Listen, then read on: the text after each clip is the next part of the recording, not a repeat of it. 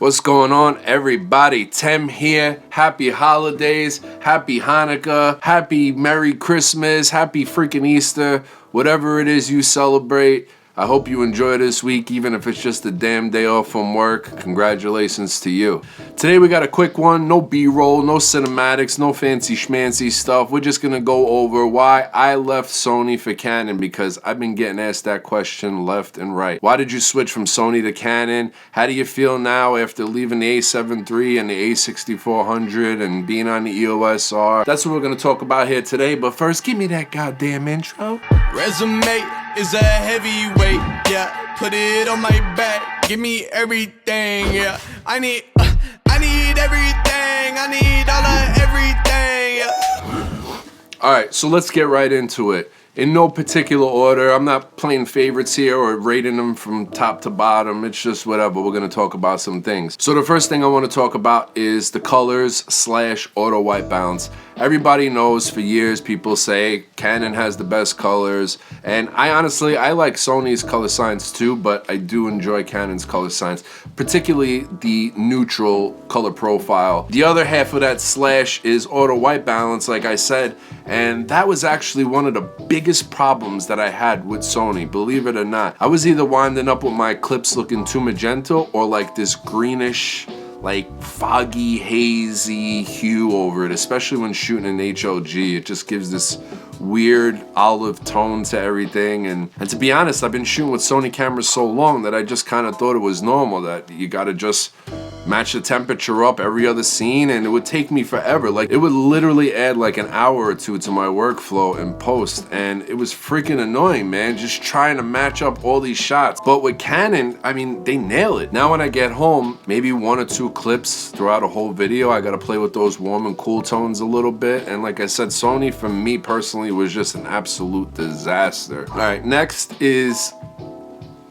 kind of me contradicting myself, but kind of not. Since I picked up the A6400, I stated quite a few times that I enjoy the flip up screen as opposed to the flip out screen to the side. I liked it flipping up to the top, and I still don't exactly take that statement back, but it was a big headache having to have like these small rig shoe relocator mounts that you would have to kind of put in the cold shoe and then run the microphone off to the side so that the microphone doesn't block the flip up screen. It didn't bother me at the time, but now having a flip out screen to the side, I do enjoy it more. It's so much easier. Just flip it out, rotate it, pop the mic on top, and you're good to go. It is more convenient to have a flip up screen on top of your camera, because really you're just, boom, glimpsing up and you're seeing your flip up screen, as opposed to the Canon where you got to go to the side just to look at it. It's a lot more noticeable if you want to check yourself out. Plus, being that the screen is only on one side of the camera, if you're trying to get a second or third person or whoever into the shot as well, that happens to be on the same side as that flip screen, and then you turn it, your lens is pretty much blocking your view of your frame and your flip screen. So that's not the greatest thing. I've had situations where Vanessa has been right next to me, and then I go and turn the camera like that so that I can make sure we're both in the shot, and then I can't really see the flip screen because it's only on one side of the camera. Dual flip screens, that's what we need. Perfect camera, dual flip screens. I want that shit to flip out like freaking wings. You know what, let's just go for the trifecta. Let's pop it up top and the sides. Why not? I'm down with that, let's do it. But I am enjoying the flip out screen of the Canon, and has the best touchscreen I've ever used on a camera. It's basically a smartphone touchscreen. Like how responsive your iPhone or Android is when you touch it, that's what this flip screen is like. Literally, you're just touching it. It's super reactive. I use it to touch to focus. It's extremely accurate. You don't have to press too hard. Like some GoPro cameras, like I remember the GoPro Hero 7, just to get a certain option, you kind of got to give it like a good press and make sure that that screen feels the contact with your fingertip, and sometimes it just wouldn't react, and the Canon's flip out screen is phenomenal. One thing I'd like to see Canon add either in a future firmware update or maybe the next version of the EOS R, the EOS R2, would be what they did with the G7X Mark III, where they actually just put a little record button right on the corner of the touchscreen, so that if you happen to be vlogging, you don't have to reach up top and feel around for the buttons. You just press record on the screen. But besides that, the screen looks great. You could see yourself very clearly. It's not like a super dim screen. So I'm loving the flip out screen, but I did enjoy the flip up screen with the Sony as well. it's just a little inconvenient. You got to start adding mounts and all that stuff, and it's just more things to buy and add onto your camera, and every little bit of weight matters. Next one's gonna be a little controversial for all you Sony shooters out there. Just remember, I was down for Sony. I still am down for Sony. I love Sony cameras. It's just the Canon is right for me. At least right now it is. Who knows what happens with the A7S III? But we're gonna talk about IBIS. There is no internal IBIS in the body. You only have EIS, which is electronic image stabilization. But the R with just EIS performs better than the A7 III with IBIS. Sorry to say, but it does. I've used both cameras and it's clearly better. Also, the Sony A7 III and the A6400 and pretty much every Sony out there, except for the RX100 Mark VII, really suffer from rolling shutter. It's like nauseating. So when you have poor IBIS plus bad rolling shutter, it just makes for a disaster when you're trying to walk around and film yourself, especially if you're vlogging. Whereas the Canon, it really does do a hell of a job, especially when you pair it up with an IS lens. And I've paired the Sony up with IS lenses too, and it really made no freaking difference. Sony's image stabilization is so bad that the A6400 with absolutely zero image stabilization, not IBIS, not EIS, nothing, looked exactly the same as the A7 III. That's a true statement. If you disagree with me and you think that the A7 III has better image stabilization than the Canon EOS R, it's not even a matter of opinion. You're just wrong. You're just wrong. Go use a Canon first before you make that statement. I'm just saying. Just saying. All right, next. I have to thank Peter McKinnon for this one because he made a video about this and it kind of changed my whole perspective on the Canon EOS R. And that is just upload in 4K. Shoot in 1080p. Right now we're in 4K because I don't mind the crop. I was gonna zoom into this focal length anyway, which is right around 24 mil. But when I'm out vlogging, I'm always vlogging in 1080p. And I feel like I have a 4K camera, like a full 4K camera with no crop, using 1080p. Your 1080p footage will look better upscaled to a 4K timeline and then uploaded in 4K to YouTube than it will if you just shoot in 1080p, edit in a 1080p timeline, and then upload in 1080p. Just, I don't know, I guess YouTube just tries to keep those files as small as possible. You would think it'd be the other way because 4K files are so much bigger that they would kind of, I'm glad they don't, but yeah, it works. I have a 71-inch television and I watched my video upscaled to 4K that was shot in all 1080p and it looks great. Looks completely, you don't see any type of pixelating in the corners, in the dark areas, in the shadows. It doesn't even look like the footage is stretched out. The sensor being 30 megapixels might also contribute to that. It gives you a little bit more room to stretch it out.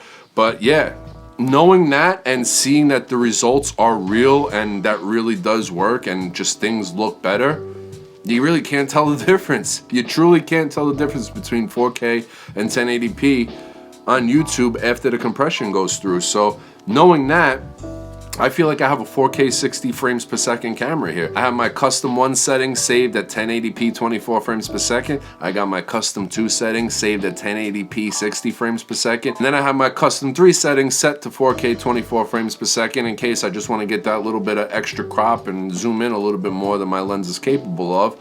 And I think it works great, man. I've mixed 1080p and 4K footage in the same 4K timeline with everything upscaled, and you can't tell the difference between clips. So if you're a content creator on YouTube and you feel like that kind of was the only thing that's been holding you back, was the fact that it's not really a 4K camera or a great 4K camera, I wouldn't let that really stop you from getting this camera anymore because it looks great. Everything looks great. Next up is lens selection. Now, if you're a long-time Canon user and you have a lot of EF lenses, or even if you're not and you're just switching over to the EOS R right now for the first time and you're a first-time Canon user, I highly recommend, if it doesn't come free with the kit, go out and pick up that little $99 EF to RF lens mount because there are so many lenses in the EF lineup and the adapter works perfectly. There are literally no compromises except for just a little bit more length onto your lens. No big deal. You go on B&H and search Canon EF lenses, it's just page after page after page. It doesn't stop. It's just a whole smorgasbord of lenses available for this camera, and it's great, and a lot of them are super cheap. And by the way, if any of you guys have seen any of my previous videos on the EOS R,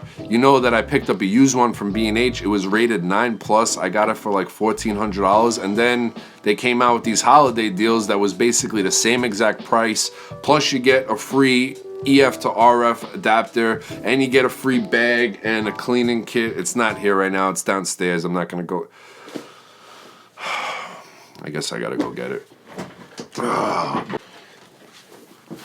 Alright, so here's.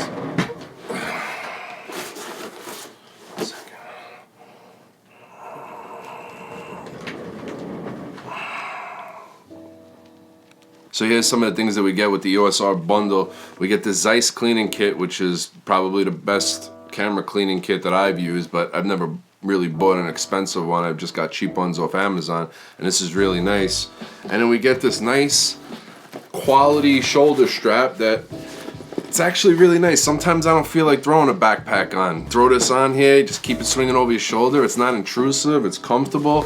I'm down with this. I have a ton of camera bags, but I could definitely see myself using this, and this is a well-built one.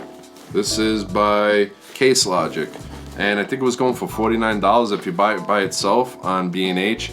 The 128 gigabyte SD card was going for 40 bucks or 50 bucks, and this is like $30 or $40 too, and you're getting it all for free with the EF adapter for $14.99. So that price point really helped out with this purchase. And even though we're going a little off subject here, I had to pack some things away in this bag for today. And you get one of these brushes with the cleaning kit, which I love. I always keep one of these brushes on me at all times, just to kind of dust off that lens a little bit. I always keep one of these, and I always keep a cleaning cloth on me, and you get good quality ones. You get Zeiss brand, so that's always nice. I didn't even open this up yet. I mean, you even get a cardboard inside, like it's a damn t-shirt at a high-end store. It's quality. I mean, you could do whatever you want with this cardboard. You can give yourself paper cuts all day long, no problem. You wanna use it like that, and maybe break something up in there and then dump it in.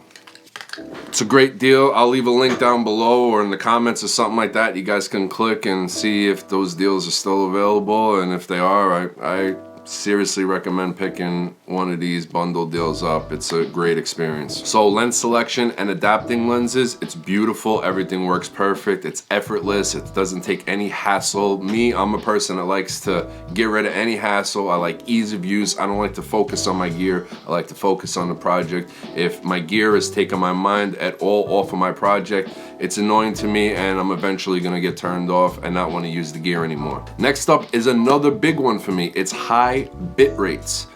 Had a big problem with Sony's bit rates. I've had this problem since day one.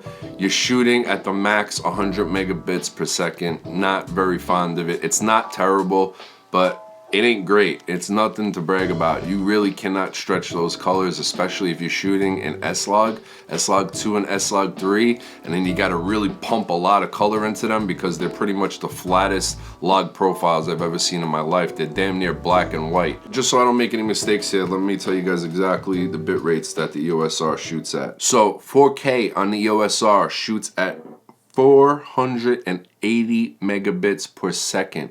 That's almost 5 times the amount that Sony gives you. That's a lot more data, a lot more information, and a lot more freedom to play with those colors and do a lot more correction with your footage than you can on the Sony. At 1080p, you're getting 180 megabits per second. And at 720, you're getting 160 megabits per second. I'm not gonna even go through the math because I don't feel like FaceTime and Gerald Undone right now to come explain this correctly to you guys. But just think about this. 1080p is a much smaller file size than 4K is, and you're getting a higher bit rate at 1080p with the Canon than you are with the Sony at 4K.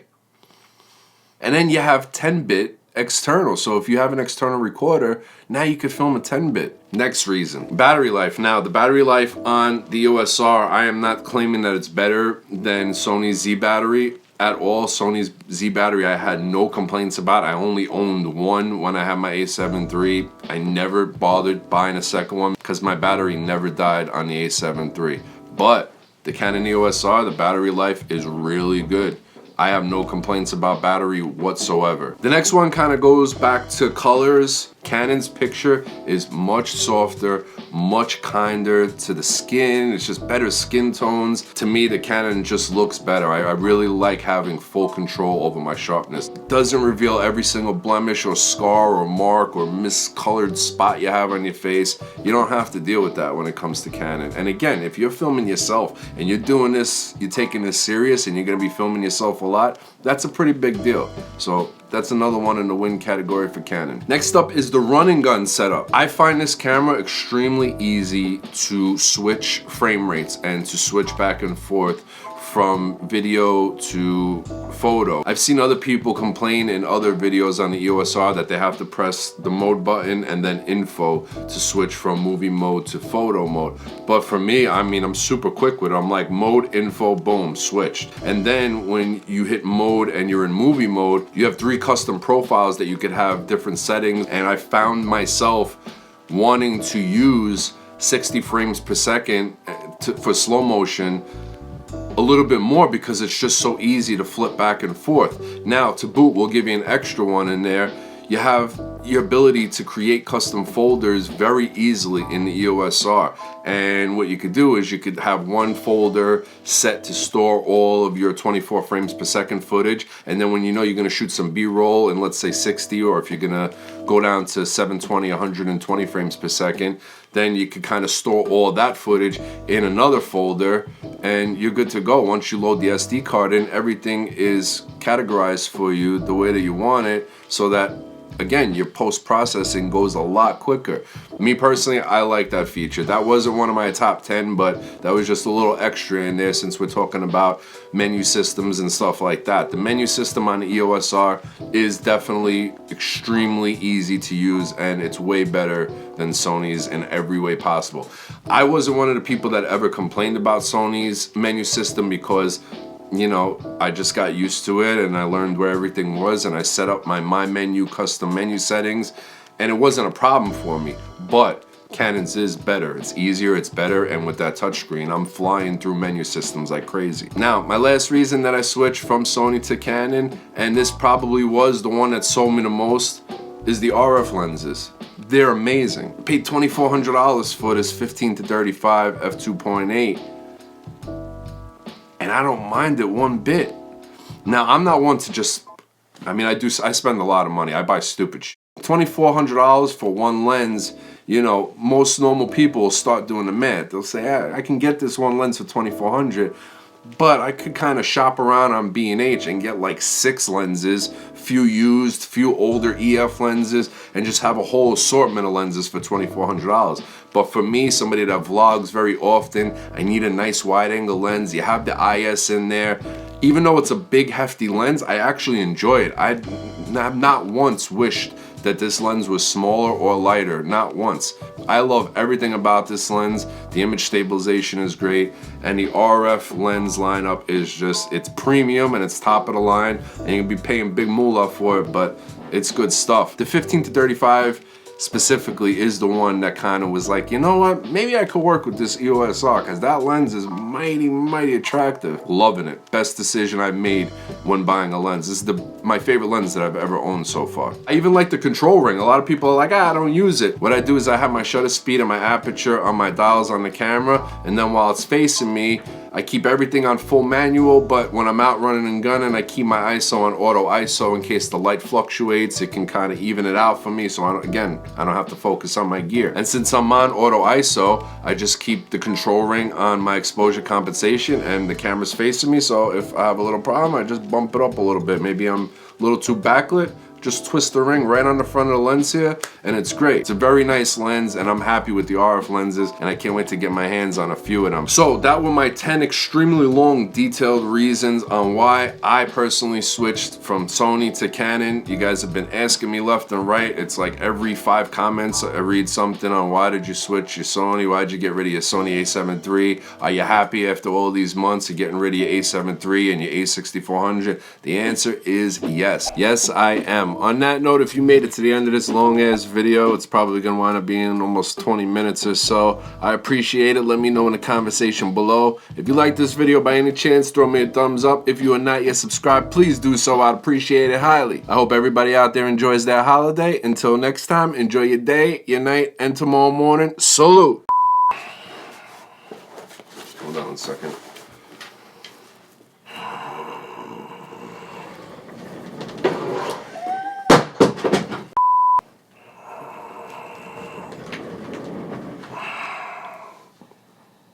Okay, straight. Yeah, that's good. That's it? Yeah. Okay. Thanks.